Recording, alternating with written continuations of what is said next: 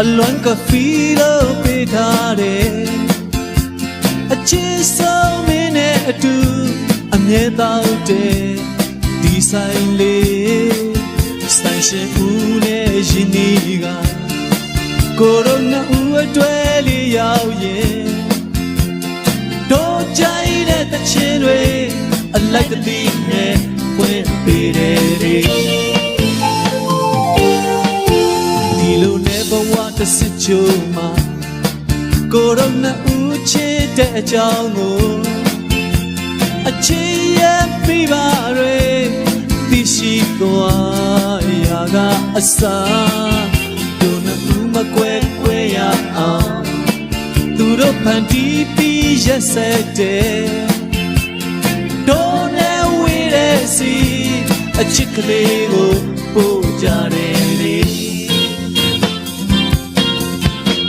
အခုတော့တယောက်တည်းကိုအလွမ်းကဖီရဲ့တောင်းလေးမှာအလွမ်းမီတော့များနဲ့မျောနေစေအချင်သာဆုံးရောက်မဲ့နေကိုနေတိုင်းစောင့်ကြည့်ရင်နဲ့အချစ်ကြိုက်တဲ့တချင်တွေဖွင့်ခိုင်းပြီးအလွမ်းကြည့်တယ်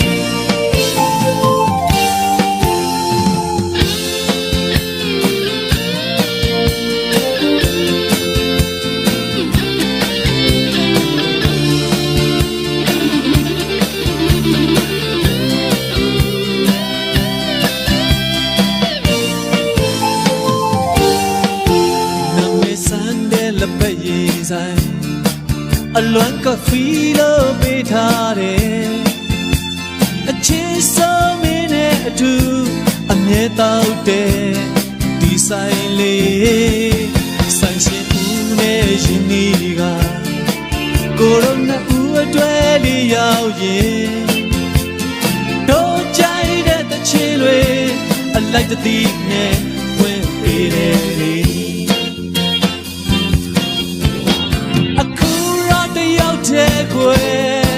အလွမ်းကဖီရဲ့တောင်းလေးမှာ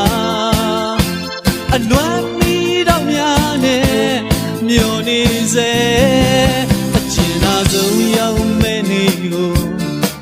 နေတိုင်းစောင့်ကြည့်ရင်နဲ့အချစ်ကြိုက်တဲ့တချင်တွေဖွင့်ခိုင်းပြီးအလွမ်းကြည့်တယ်